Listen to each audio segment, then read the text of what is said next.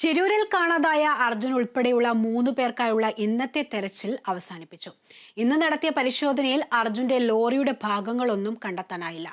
അപകടത്തിൽപ്പെട്ട ടാങ്കർ ലോറിയുടെ ഒരു മഡ്ഗാർഡ് മാത്രമാണ് കണ്ടെത്താനായത്. കാലാവസ്ഥയായിരുന്നു ഇന്നത്തെ ദൗത്യത്തിന് വെല്ലുവിളിയായത്.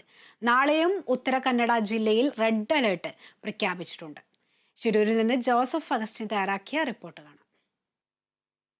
ഷിരൂരിലെ മണ്ണിടിച്ചിലിൽ കാണാതായവർക്ക് വേണ്ടിയുള്ള തിരച്ചിൽ ഡ്രഡ്ജർ ഉപയോഗിച്ചുകൊണ്ട് 4ാം ദിനം പിന്നിടുമ്പോഴും നിരാശ തന്നെയാണ് ഫലം.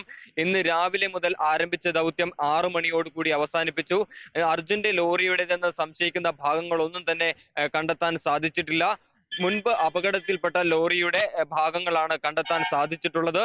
ഈ ദൗത്യവുമായി ബന്ധപ്പെട്ട് വരും ദിവസങ്ങളിലും കാര്യക്ഷമമായി തിരച്ചിൽ തുടരാൻ തന്നെയാണ് ജില്ലാ ഭരണകൂടത്തിന്റെ തീരുമാനം. ഇന്ന് മഴ മുന്നറിയിപ്പ് നിലനിൽക്കുന്ന ഒരു സാഹചര്യം ഉണ്ടായിരുന്നു. രാവിലെ 7 മണി മുതൽ 11 മണി വരെ ഇവിടെ ശക്തമായ മഴയായിരുന്നു ഉണ്ടായിരുന്നത്. അതിനുശേഷം കാലാവസ്ഥ അനുകൂലമായി തുടർന്നു. ഈ തിരച്ചിലിൽ CP3 കേന്ദ്രീകരിച്ചായിരുന്നു പരിശോധന നടത്തിയത്.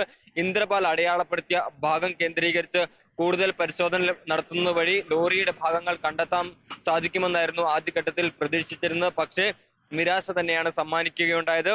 വരും ദിവസങ്ങളിൽ ഇന്ദ്രപാൽ അടയാളപ്പെടുത്തിയിട്ടുള്ള മറ്റു പോയിന്റുകൾ കേന്ദ്രീകരിച്ച് പരിശോധന നടത്തും. നാവികസേനയും ഈ ദൗത്യത്തിന്റെ ഭാഗമാകും എന്നാണ് ഇപ്പോൾ ലഭിക്കുന്ന വിവരം. എന്തായാലും ഇന്നത്തെ തെരച്ചിൽ നിരാശ തന്നെയാണ് സമ്മാനിച്ചിട്ടുള്ളത്. നാളെ റെഡ് അലേർട്ട് നിലനിൽക്കുന്ന ഒരു സാഹചര്യമുണ്ട്.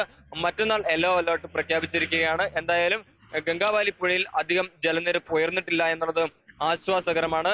ഈ CP4 കേന്ദ്രീകരിച്ചുള്ള പരിശോധനയായിരിക്കും വരും ദിവസങ്ങളിൽ ഉണ്ടാകുക എന്നാണ് ഇപ്പോൾ ദൗത്യ സംഘം അറിയിച്ചിട്ടുള്ളത്. എന്തായാലും തിരച്ചിൽ കാര്യക്ഷമമായും ഊർജിതമായും തന്നെ തുടരുകയാണ്.